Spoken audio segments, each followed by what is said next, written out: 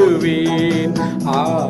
சிலுவை நிழலில் அனுதினம் அடியான் சாய்ந்திளை பாரிடுவேன்.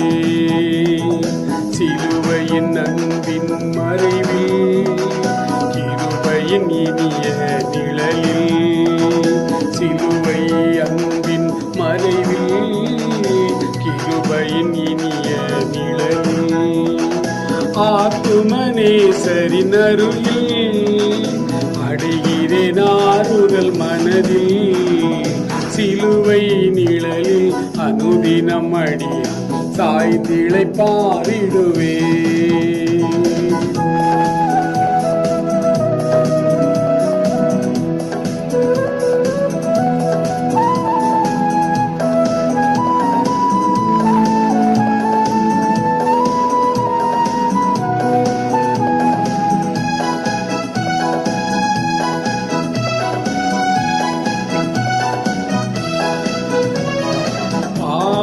பார சுமையதால் சோர்ந்து தளர்ந்த என் ஜீவியமே. பாவ பார சுமையதால் சோர்ந்து தளர்ந்த என் ஜீவியமே.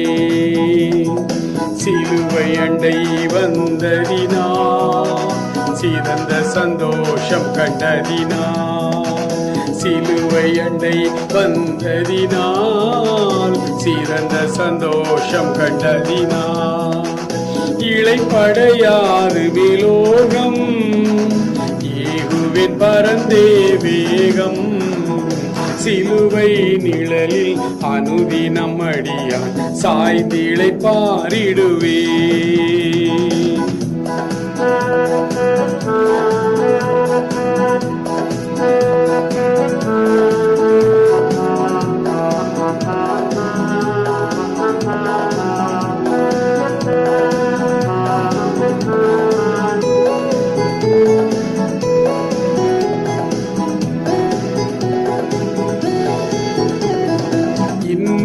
சுரந்திடும் திருமொழி கேட்டு இன்னல்கள் மறந்திடுவேன்.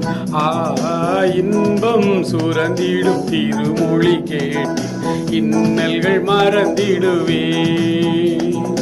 திருமறையின் இசை நாதம் தேனிலும் இனிய வேதம்.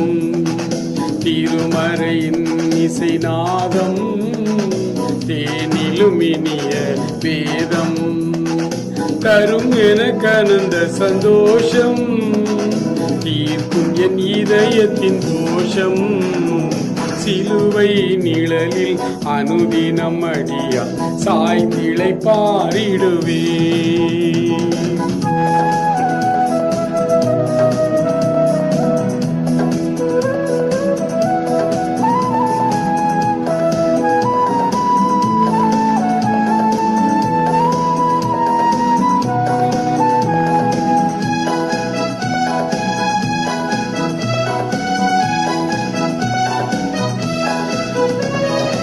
எவ்வித கொடிய இடருக்கும் அஞ்சேன் இயேசுவை சார்ந்து நிற்பேன். எவ்வித கொடிய இடருக்கும் அஞ்சேன் இயேசுவை சார்ந்து நிற்பேன். அவனியில் வியாகுலம் வந்தால் அவரையே நான் அண்டிக் கொண்டார். அவனியில் வியாகுலம் வந்தால் அவரையே நான் அண்டிக் கொண்டார். அலை மிக மோதிடும் அந்நாள் அலை ஆறுதல் அளிப்பாரே சொன்னார்.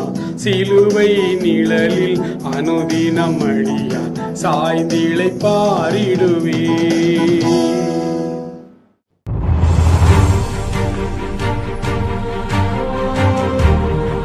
நீங்கள் பார்த்து கொண்டிருப்பது உங்கள் ரேமா டிவி. இது சத்தியத்திற்கு சாட்சி. ஆண்டவரும் அருமை இரட்சகருமான இயேசு கிறிஸ்துவின் நாமத்தினாலே உங்கள் யாவருக்கும் என்னுடைய அன்பின் வாழ்த்துக்கள். பிரியமானவர்களே, ஒவ்வொரு வருடமும் நம்முடைய ஸ்தாபன சபைகளிலே லெந்து காலங்கள் என்று ஆண்டவருடைய சமூகத்திலே நாம் அதிக நேரம் ஜெபிக்கவும் சிலுவை பாடுகளை தியானிக்கவும் இந்த நாட்களை நம்முடைய முன்னோர்கள் நமக்கு முன் குறித்து வைத்திருந்தார்கள். அதை ஒவ்வொரு வருடமும் நாம் ஆராதித்து, அதை ஒவ்வொரு வருடமும் நாம் ஆசரித்து வருகிறோம். இந்த லெந்து காலத்தினுடைய துவக்கம் முதல் நாள் சாம்பல் புதன்கிழமை என்று நாம் இந்த நாளை கொண்டாடுகிறோம். காலையிலே எல்லா ஆலயங்களிலும் சாம்பல் புதன்கிழமை அன்று நமக்கு ஒரு சிறப்பு ஆராதனை ஒன்றை வைத்திருந்தார்கள். அதில் நமக்கு ஒரு நல்ல செய்தி கொடுத்தார்கள். இன்றிலிருந்து 46 நாட்கள், அதுக்கு அடுத்த நாள் ஈஸ்டர், உயிர்த்தெழுந்த ஞாயிறை கொண்டாடப் போகிறோம். இந்த 46 நாட்களிலே 6 ஞாயிற்றுக்கிழமை வருகிறது. ஞாயிற்றுக்கிழமை மனமகிழ்ச்சியின் நாள், கர்த்தருடைய நாள். அதை தவிர்த்து பார்த்தால் 40 நாட்கள். இதைத்தான் 40 நாள் உபவாச நாட்கள் என்று நாம் வைத்திருக்கிறோம். இந்த 40 நாட்கள் ஆண்டவருடைய சமூகத்திலே நாம் கொஞ்சம் நெருங்கி சேர்வதற்கும் நம்மை புதுப்பித்துக் கொள்வதற்குமான ஒரு காலமாக இதை நாம் பயன்படுத்தி கொள்ள வேண்டும். ஒவ்வொரு வருடமும் ஆண்டவருடைய சமூகத்திலே, ஆண்டவரே, இந்த குறிப்பிட்ட நாட்கள் எங்களுடைய ஊழியத்திலே ஜனங்களுக்கு நாங்கள் என்ன காரியத்திலே பிரசங்கிக்க வேண்டும் என்று ஆண்டவருடைய சமூகத்திலே ஜெபிப்பது வழக்கம். ஆண்டவர் ஒவ்வொரு வருடத்திற்கான தியான பொருளை அவர் உள்ளத்திலே உணர்த்துவார். இந்த ஆண்டு ஆண்டவர் எனக்கு உள்ளத்திலே உணர்த்தின ஒரு அருமையான வார்த்தை நெகேமியாவின் புத்தகத்திலே 2ஆம் அதிகாரம் 18வது வசனத்தை ஆண்டவர் எனக்கு நினைவுபடுத்தினார். கடந்த வருடம் சங்கீதங்களின் புத்தகம் 51வது சங்கீதத்திலே இடிந்து போன மதில்களை, எருசலேமின் மதில்களை கட்டுவாராக, கிட்டத்தட்ட அதே தலைப்பை தான் இந்த வருடமும் ஆண்டவர் தந்திருக்கிறார். அந்த தலைப்பு வசனத்தை நாம் வாசிப்போம். உங்களுக்காக நான் வாசிக்கிறேன். நெகேமியா 2ஆம் அதிகாரம் 18வது வசனத்தை உங்களுக்காக நான் வாசிக்கிறேன். என் தேவனுடைய கரம் என்மேல் நன்மையாக இருக்கிறதையும் ராஜா என்னோடே சொன்ன வார்த்தைகளையும் அவர்களுக்கு அறிவித்தேன்.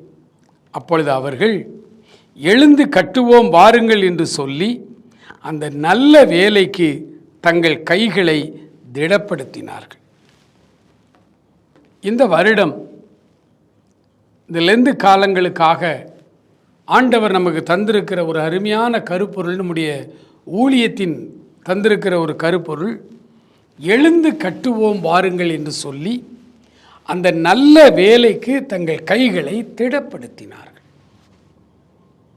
எழுந்து கட்டுவோம்.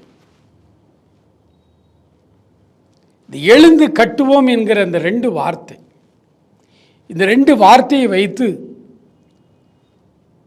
காலம் சென்ற ஒண்டே மோசஸ் அவர்கள் எழுந்து கட்டுவோம் என்று ஒரு அருமையான பாடலை அவர்கள் ஆண்டவருடைய நாம மகிமைக்காக எழுதி இசையமைத்து பாடினார்கள். தென்னிந்திய திருச்சபையிலே ஒரு அருமையான ஆலயத்தை தூத்துக்குடி மாவட்டத்திலே கட்டி கொண்டிருந்த பொழுது அங்கே பணி செய்து கொண்டிருந்த குருவானவர் ஆண்டவருடைய சமூகத்திலே இந்த பெரிய வேலையை நான் எப்படி செய்வது என்று சொல்லி அவர்கள் ஜெபித்த பொழுது அவர்களுக்கு ஆண்டவர் இதே தலைப்பிலே ஒரு பாடல் கொடுத்தார். இந்த பாடலை இந்த லெந்து காலங்களிலே இடையிடையே நாங்கள்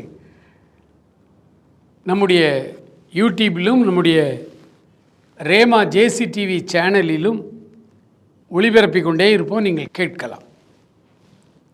இப்படி எழுந்து கட்டுவோம் என்கிற இந்த தலைப்பு ரொம்ப முக்கியமான ஒரு தலைப்பு. எழுந்து கட்டுவோம் என்றால் ஏற்கனவே கட்டப்பட்ட அந்த கட்டடங்கள் இடிந்து கிடக்கிறது. நம்முடைய ஆவிக்குரிய வாழ்வு இடிந்து போய் கிடக்கிறது. அதை நாம் எழுந்து கட்டுவோம்னு அர்த்தம், சோம்பேறித்தனமாக இருந்து கொண்டிருக்கிறோம்.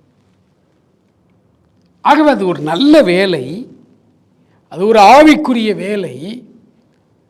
அதில் நாம் சுறுசுறுப்பாய் எழுந்து கட்டும், சோம்பேறியாக இருந்து கொண்டே கட்டுவதல்ல. சுறுசுறுப்பாய் நாம் மாறி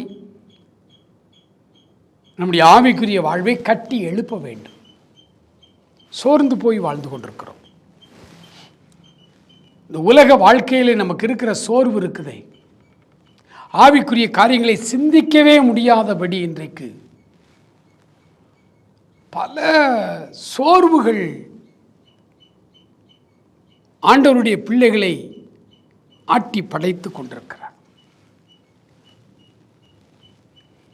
இந்த கருப்பொருள் முழுக்க முழுக்க ஆண்டவருடைய பிள்ளைகளாகிய உங்களுக்கும் எனக்கும் தான். நாம் தான் ஆண்டவரை ஏற்றுக்கொண்ட பிள்ளைகள். நாம தான் ஆண்டவருக்குரிய இந்த ஆவிக்குரிய வாழ்வியலை இன்னும் ஆண்டவரோடு நெருங்கி ஜீவிக்க வேண்டியவர்கள். நமக்குத்தான் ஆண்டவர் சொல்லுகிறார், நீ எழுந்து கட்ட வேண்டும். நான் அப்பொழுது 6வது வகுப்பு படித்து கொண்டிருந்தேன். 1975 வருடம் ஜூன் மாதமா ஜூலை மாதமா எனக்கு நினைவில்லை. அப்பொழுது நாங்கள் திருநெல்வேலி டவுன், அந்த டவுனில் ஒரு வீட்டிலே நாங்கள் எல்லாரும் படித்து கொண்டிருந்த வீடு வாடகைக்கு எடுத்து எங்களுடைய சகோதரி அவர்கள் அலுவலகத்தில் அரசாங்கத்தில் வேலை செய்து கொண்டிருந்தார்கள். ஆகவே அவர்கள் எங்களை எல்லாம் படிக்க வைத்து ஒரு தாயை போல எங்களை வளர்த்து ஆளாக்கினார்கள். அந்த காலகட்டத்தில் திருநெல்வேலி டவுனில் அவங்களுக்கு ஆஃபீஸ், அதனால் டவுனில் ஒரு வீடு தங்கியிருந்தோம். திருநெல்வேலி டவுன் சிஎஸ்ஐ குற்றால ரோட்டில் இருக்கக்கூடிய சிஎஸ்ஐ திருச்சபைக்கு நாங்கள் குடும்பமாய் ஆராதனைக்கு செல்வோம். அப்பொழுது திடீரென்று எங்கள் சபையிலிருந்து அறிவிப்பு கொடுத்தார்கள். பாளையங்கோட்டை பிஷப் சார்ஜென்ட் ஆசிரியர் பயிற்சி பள்ளி மைதானத்திலே உலக பிரசித்தி பெற்ற ஒரு தேவ ஊழியர் ஒருவர் வருகிறார். அந்த காலங்களில் இப்படி மீட்டிங்கில் ரொம்ப அபூர்வம். இப்பொழுது போல் மாஸ் மீடியாஸ் எல்லாம் கிடையாது. வீட்டில் இருந்து கொண்டே லைவில் பார்த்துக்கலாம் அப்படிலாம் கிடையாது. புறப்பட்டு போகணும். இங்கே வருகிறார் என்று சொன்னார்கள். எனக்குலாம் யார் என்றே தெரியாது. குடும்பமாக இங்கேருந்து வந்தோம். ஆனால் வரும்போது சொன்னார்கள், பெரிய பெரிய பேனரெல்லாம் வைத்திருந்தார்கள். டாக்டர் அக்பர் ஹக், முஸ்லீம் பேர் மாதிரி இருக்கு. ஒரு இஸ்லாமியர் தான். ஆண்டவராய் இயேசு கிறிஸ்துவை சொந்த ரட்சகராக ஏற்றுக்கொண்டு உலக பிரசித்தி பெற்ற தேவ மனிதர் பில்லி கிரஹாம் அவர்களுடைய ரைட் ஹேண்டாக இருந்தவர் டாக்டர் அக்பர் ஹக். இந்த தேவ மனிதர் வந்திருந்தார். எனக்கு வெறும் 6வது வயது, நான் ஆண்டவரை எல்லாம் ஏற்றுக்கொள்ள எனக்கு அப்படிலாம் ரொம்ப ஒன்றும் தெரியாது. 6வது வகுப்பு சிறுவன். இந்த மைதானத்திலே மாலை நேரம் 3:30 மணி 4 மணிக்கெல்லாம் மீட்டிங் சூரிய ஒளி இருக்குது. அப்பவுமே மீட்டிங் ஆரம்பிச்சிருச்சு. மேடையில் நின்று பேசுகிறார். எல்லாமோ நடந்துச்சு, எதுவுமே எனக்கு நினைவில்லை. நான் அவர் சொன்ன அந்த பிரசங்க வார்த்தை பசுமரத்தாணி போல் என் உள்ளத்திலே ஆழமாய் பதிந்தது. இன்று வரை எனக்கு அந்த பிரசங்க வாக்கியம் மட்டும் ஞாபகம் இருக்கிறது. அவர் 1 மணி நேரம் கிட்ட பேசினார். எனக்கு அதெல்லாம் எதுவுமே எனக்கு புரியவும் இல்லை. நிறைய காரியங்கள் புரியலை, நிறைய காரியங்கள் மறந்து விட்டது. தேவ ஆவியானவரால் நிரப்பப்பட்ட மனிதர் மிக தைரியமாய் பாளையங்கோட்டை மக்கள் கிறிஸ்தவர்களை பார்த்து ஒரு வார்த்தை சொன்னார், ஆதியிலே கொண்டிருந்த அன்பை நீ விட்டு விட்டாய். பிரசங்க கருப்பொருள் அது. திட்டினார், கடிந்து கொண்டார். ஆண்டவருடைய வார்த்தை அப்படியே கடந்து வந்தது. பாளையங்கோட்டை கிறிஸ்தவ திருச்சபை மக்களை பார்த்து அவர் 75 சொன்னார், ஆதியிலே கொண்டிருந்த அன்பை நீ விட்டு விட்டாய் என்று உன் பேரில் எனக்கு ஒரு குறை உண்டு என்றார். எத்தனை வருடங்கள் ஆகிவிட்டது பாருங்கள். 50 வருடங்களுக்கு மேல் ஆகிவிட்டது. 2025 நின்று கொண்டிருக்கிறோம். ஆவிக்குரிய வாழ்வு நம்மெல்லாம் நொறுங்கி போய் கிடக்கிறது. மேடைகள் எல்லாம் சுவிசேஷம் அறிவிக்கிற மேடைகள் சுகபோகத்தை அறிவித்துக் கொண்டிருக்கிறது. உங்கள் இருதயங்களை கிழித்து கர்த்தரிடத்திலே மனம் திரும்புங்கள் என்று சொன்ன பிரசங்கங்கள் இன்றைக்கு இல்லை. மேடைகளில் நின்று கொண்டு ஜனங்களுடைய குற்றங்களை, ஜனங்களுடைய பாவங்களை யோவான் ஸ்நானனை போல கடிந்து கொண்டு பிரசங்கிக்கிற பிரசங்கியார்கள் இன்றைக்கு இல்லை. பட்டர் தடவி பேசுவது, இனிக்க இனிக்க பேசுவது, நயவஞ்சகமான வார்த்தைகள், சத்தியத்தை விட்டு திருச்சபையும் மக்களையும் 50 ஆண்டு காலத்தில் எங்கோ நம்மை இழுத்து கொண்டு போய்விட்டார். கிறிஸ்தவம் எதையோ கிறிஸ்தவம் என்று சொல்லிக் கொண்டிருக்கிறது. அபிஷேகம் என்று எதையோ சொல்லிக் கொண்டிருக்கிறார்கள். அந்நிய பாஷைகள் வரங்கள் என்று ஏதோ நடந்து கொண்டிருக்கிறது. வேத சொல்லுகிற மெய்யான மனஸ்தாபம், மனம் திரும்புதல் இன்றைக்கு இல்லை. ஆண்டவருடைய வார்த்தைகளிலே நம்ம ஒரு மெய்யான மனம் திரும்புதல் நமக்குள்ளே இல்லை. பாவத்தை பாவம் என்று கண்டிக்கிற பிரசங்க மேடைகள் தாலாட்டு பாடுகிற இடங்களாய் மாறி போனது. ஜனங்களை என்டர்டெயின் பண்ணுகிற செய்திகள். சமீபத்தில் ஒரு 4 ஆண்டுகளுக்கு முன்பு சென்னையிலே ஒரு ஞாயிற்றுக்கிழமை எனக்கு ஊழியம் எதுவும் இல்லை, சென்னையில் நான் இருக்க வேண்டிய ஒரு சூழ்நிலை. ஆகவே பக்கத்தில் இருக்கிற ஒரு சபைக்கு போகலாம் என்று சொல்லி நாங்கள் புறப்பட்ட பொழுது YMCA ஹாலில் ஒரு சர்ச் மாதிரி வாடகைக்கு எடுத்து ஒரு பாஸ்டர் நடத்துகிறார், ரொம்ப நல்லா இருக்கும் அப்படின்னாங்க. சரி என்று சொல்லி காலையிலே நாங்கள் ஆயத்தமாகி குடும்பமாய் அந்த ஆராதனையில் பங்கெடுக்க போனோம். நாங்கள் உள்ளே போகிறோம், அப்போ தான் ஆராதனை ஆரம்பிக்கிறது. அந்த ஆராதனையிலே உள்ளே போய் நானும் எழுந்து நின்று ஜனங்கள் கர்த்தரை பாடி துதித்து கொண்டிருக்கிற நேரம், ஒரு இண்டிபெண்டன்ட் திருச்சபை. போய் நின்று கண்களை மூடி அப்படி ஜெபிக்கிறேன். பரிசுத்த ஆவியானவர் என்னை நிறைத்தார். ஆவியானவருடைய மெல்லிய ஒரு அமர்ந்த ஒரு சத்தம் எனக்குள்ளே இன்ஸ்பிரேஷனாய் உள்ளே வந்தது. ஆண்டவர் சொன்னார், இந்த மனிதன் ஆவிக்குரிய மனிதனைப் போல தோற்றமுடையவன், ஒரு ஸ்பிரிச்சுவல் என்டர்டெய்னர். புது வார்த்தை எனக்கு அன்னைக்கு புரியலை. ஆனால் ஆண்டவர் தெளிவாய் சொன்னார், மகனே இது ஒரு ஸ்பிரிச்சுவல் என்டர்டெயின், இவர் ஒரு ஸ்பிரிச்சுவல் என்டர்டெய்னர். ஜனங்களை அப்படி ஆவிக்குரிய ரீதியாய் அப்படி வைத்துக்கொள்வது போல அவர் அப்படியே வைத்துக்கொள்வார். அடுத்த 2 மணி நேரம் போவதே தெரியாது. அதே போலதான் சைக்காலஜிக்கலாக பேசுகிறார், தேவனுடைய வார்த்தைகளுக்கு அவர் ஒரு விளக்கம் கொடுத்து பேசுகிறார், எல்லாம் பண்ணுறார். ஒரு வார்த்தை கூட உண்மையான ஆவிக்குரிய காரியங்கள் இல்லை, ஸ்பிரிச்சுவல் இல்லை. ஆனால் ஜனங்களை அப்படி என்டர்டெயின் பண்ணி வச்சுக்கிறார். ஒரு முறை அந்த ஆராதனைக்கு செல்லுகிறவர்கள் மீண்டும் மீண்டும் மீண்டும் அங்கே போக வேண்டும் என்று துடிப்பார்கள். அது ஒரு பெரிய கலை. ஆனால் அங்கே ஆண்டவர் இல்லை. என் மகன் என்னோடு கூட வந்திருந்தாப்புல, சிறு வயதிலிருந்தே என் கூட ஊழியத்தில் இருக்கிறார். ஆகவே எல்லா மீட்டிங்கும் வருவாப்புல, கீபோர்டு வாசிப்பாப்புல, என் கூடவே இருப்பார். நிறைய பேருக்கு தெரியும். ஆராதனை முடிந்து வெளியே வரும்பொழுது நான் அவனிடத்துல சொன்னேன், ஆராதனை எப்படி இருந்துச்சு? சூப்பராக இருந்துச்சு அப்படின்னாப்புல. சொன்னேன், ஒரு ஸ்பிரிச்சுவல் என்டர்டெய்னர், ஸ்பிரிச்சுவல் கிடையாது அப்படின்னு. என் பிள்ளைகள் 2 பேரும் முதல்ல அதை நம்பலை. டேடி பழைய ஆள், அவர் அப்படி தான் சொல்லுவார். அந்த ஜெனரேஷன் கேப்பும்பாங்க இல்லையா, அது நானும் சொல்லிட்டு வந்துட்டேன். நாட்கள் கடந்து சென்றது. இன்றைக்கு கிட்டத்தட்ட ஒரு 5 வருஷம் ஆயிடுச்சு. 5 ஆண்டுகளிலே என்னுடைய மகனுக்கு நான் பரிந்துரை செய்த புத்தகம் A.W. டோசர் என்கிற தேவ மனிதருடைய புத்தகத்தை படி என்று சொன்னேன். அந்த புத்தகம் ஒரு ஆவிக்குரிய புத்தகம். அந்த மனிதர் ஒரு ஆவிக்குரிய பரிசுத்தவான். A.W. டோசர், டேவிட் பாசன், இந்த புத்தகங்களை படி என்று சொன்னேன். காலையிலும் இரவிலும் டாக்டர் பில்லி கிரஹாமுடைய செய்தியை தான் கேட்பாப்புல. 5 ஆண்டுகள் ஓடிவிட்டது.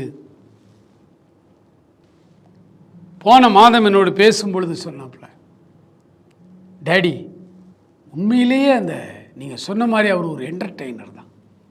ஏடபிள்யூ டோசருடைய புத்தகம் அவர் அந்த காலத்திலே எழுதியிருக்கிறார் இந்த விதமான ஆராதனைகளை பற்றி என்று. ஆம், எனக்கு அன்பானவர்களே, நம்முடைய ஆவிக்குரிய வாழ்வு முற்றிலுமாய் நொறுங்கி போய் கிடக்கிறது. இதிலிருந்து காலங்களிலே ஆண்டவருடைய சமூகத்திலே நம்மை அர்ப்பணிக்கிறது மாத்திரமல்ல, ஆண்டவருடைய சமூகத்திலே நம்முடைய ஆவிக்குரிய வாழ்வை கட்டி எழுப்ப வேண்டும்.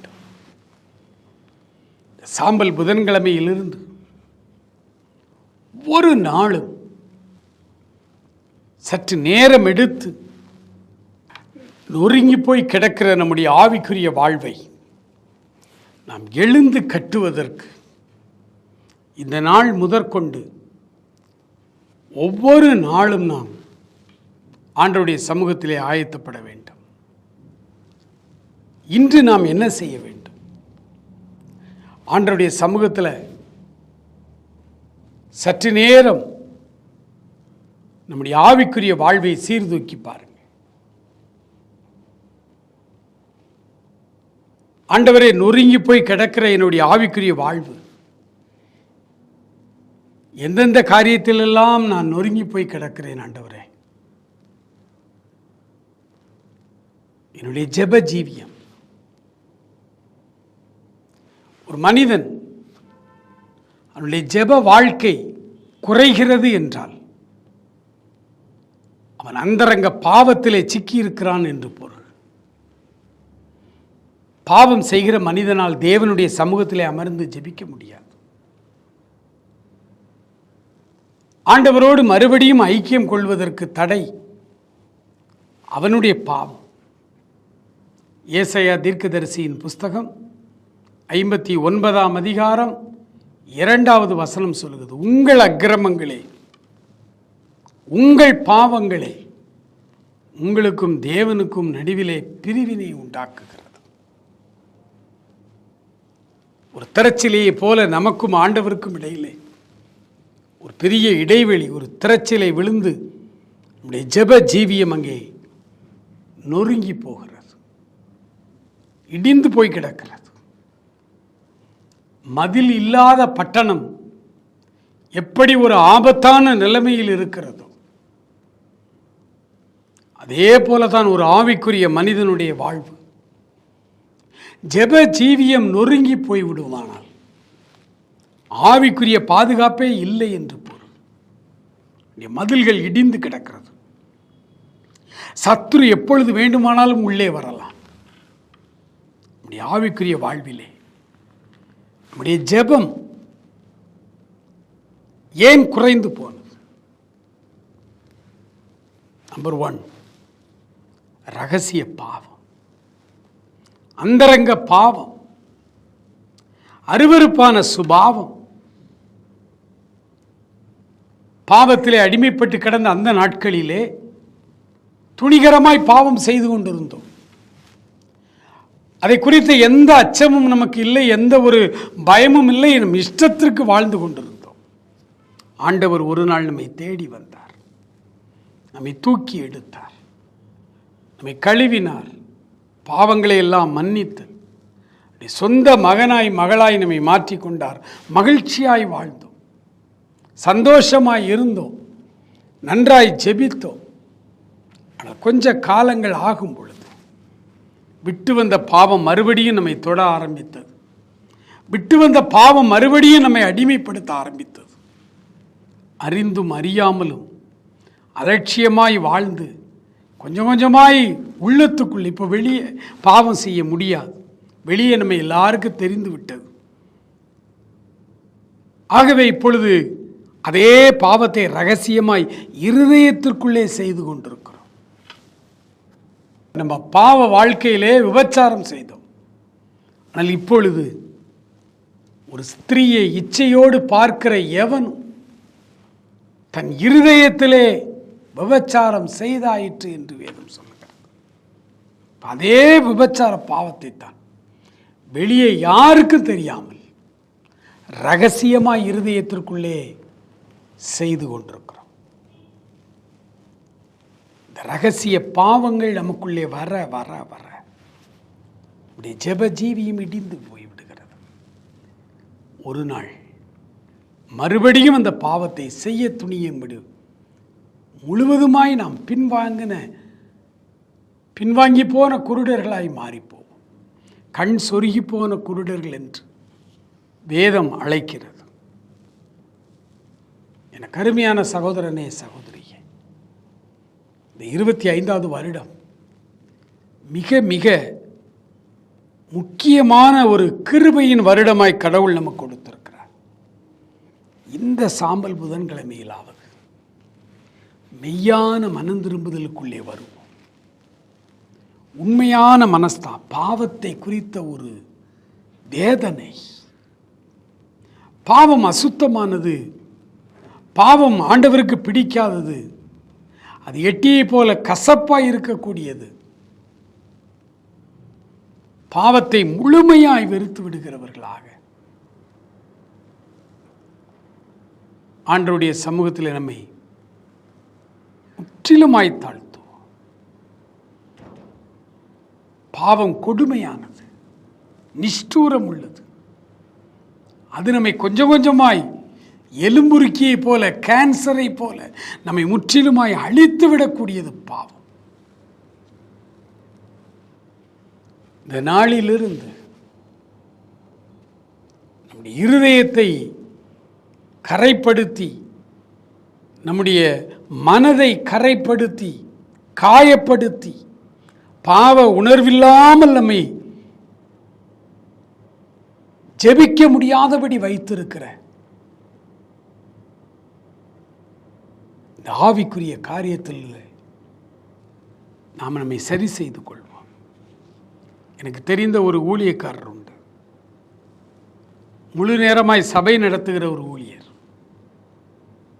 2 மாதம் 3 மாதத்திற்கு ஒரு முறை திடீரென்று ஒரு 3 நாள் அல்லது 5 நாள் காணாமல் போய்விடுவார். எங்கே போவார் என்று யாருக்கும் தெரியாது. அந்த நாட்களில் அவரை யாரும் தொடர்பு கொள்ள முடியாது.